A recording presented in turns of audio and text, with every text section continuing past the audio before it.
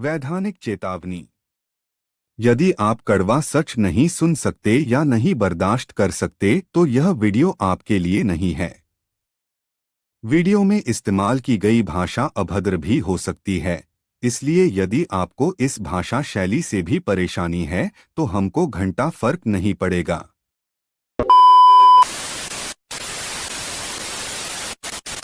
एक पुल जो बिहार के मुख्यमंत्री नीतीश कुमार का ड्रीम प्रोजेक्ट था, जिसका शिलान्यास खुद उन्होंने अपने हाथ से किया था, वो एक बार तूफान से उड़ गया तो दूसरी बार गंगा की लहरों में समा गया।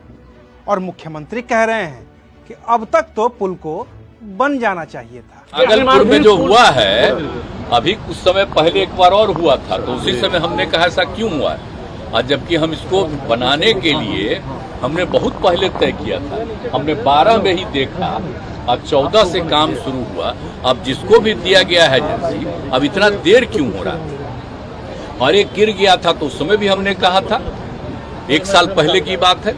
अब फिर जब 2 हो ये फिर गिरा है, कल ही हमको पता चला है, तो तुरंत हमने विभाग के सब लोगों को कहा कि जा करके देख लीजिए और तुरंत एक्शन लीजिए। ये कोई तरीका नहीं, अब तक तो हो जाना चाहिए था जी। बहुत हो गया है, देर हुआ है, तो काहे के लिए ऐसा कोई होता है, एजेंट कोई बना रहा है, इतना देर क्यों कर रहा है, मुझको बड़ा तकलीफ हुआ। इसलिए हमने कह दिया कि उसको तत्काल देखिए, और ठीक नहीं बना रहा तभी रेट गिर जा रहा है भाई।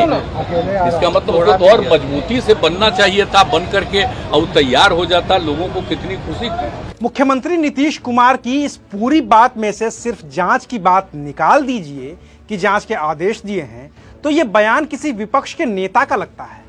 ऐसा लगता है कि जैसे नीतीश कुमार को इस पुल के बारे में कुछ पता ही ना हो। और ऐसे हालात में ही याद आते हैं मिर्जा गालिब, जो लिखते हैं कि तेरे वादे पर जिए हम, तो ये जान झूठ जाना कि खुशी से मर न जाते गर एतबार होता। हकीकत यह है कि बिहार के मुख्यमंत्री नीतीश कुमार की बात पर अब कोई एतबार रह ही नहीं गया है।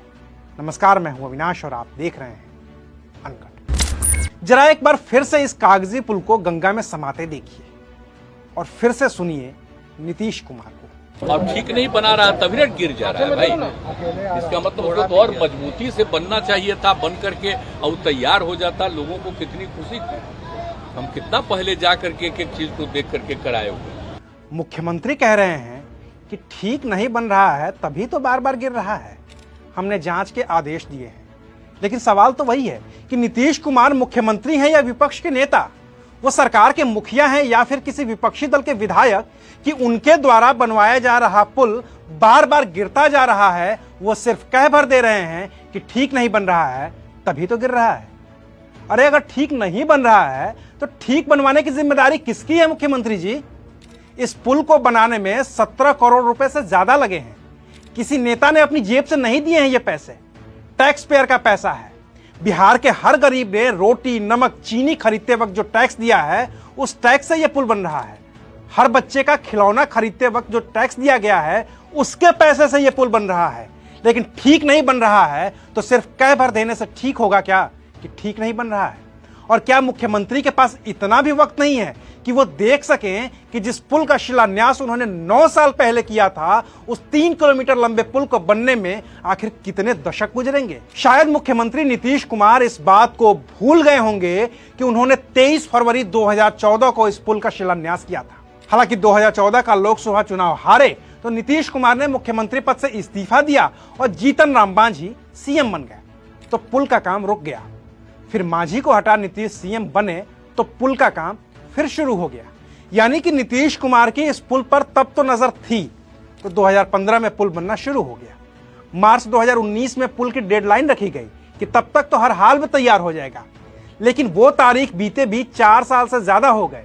इतने में तो नई संसद बनकर तैयार भी हो गई और राम मंदिर ने आकार भी ले लिया, लेकिन 3 किलोमीटर लंबा पुल नहीं बन पाया, तो डेडलाइन बढ़ाई गई। एक बार नहीं, 7 बार।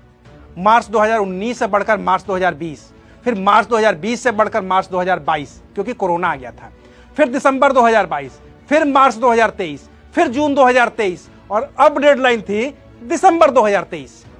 80% काम पूरा भी हो गया था, लेकिन अब पुल ही नहीं बचा तो उद्घाटन किसका होगा? तो जाहिर है कि मुख्यमंत्री नीतीश कुमार को तकलीफ हुई ही होगी कि ड्रीम प्रोजेक्ट गंगा में समा गया।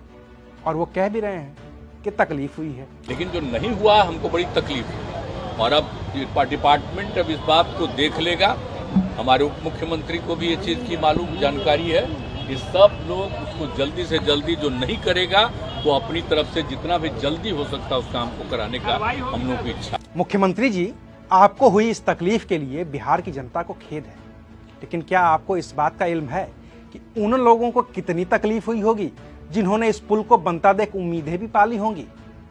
शायद नहीं, क्योंकि अगर नीतीश कुमार को लोगों की तकलीफ का इल्म होता तो वो पुल के बनने की प्रगति रिपोर्ट तो मांगते ही मांगते। वो अधिकारियों से पूछते और लोगों से बताते कि आखिर 3 किलोमीटर लंबा पुल बनाने में 8 साल 9 साल का वक्त क्यों लग रहा है। जब हल्के तूफान में पुल उड़ा तो उसी समय पूछते कंपनी से कि ये बना क्या दिए हो भाई। लेकिन नहीं, नीतीश कुमार के पास इस सवाल को जानने का वक्त ही नहीं था, क्योंकि जैसे जैसे ये पुल बन रहा था और बिगड़ रहा था, उस पुल के साथ ही नीतीश कुमार की राजनीति और उनका गठबंधन भी बढ़ता बिगड़ता जा रहा था। जब फरवरी 2014 में नीतीश कुमार ने पुल का शिलान्यास किया तो उसके चंद महीने बाद हुए लोकसभा चुनाव में उनकी पार्टी हार गई। तो उन्होंने नैतिकता के आधार पर मुख्यमंत्री पद से इस्तीफा दे दिया और अपने साथी जीतन राम मांझी को मुख्यमंत्री बना दिया। फिर 2015 में वो मुख्यमंत्री बने तो विधानसभा चुनाव के लिए महागठबंधन बनाया, जिस आरजेडी और लालू के खिलाफ उन्होंने बिहार में अपनी राजनीति की, उन्हीं के साथ आकर फिर मुख्यमंत्री बने।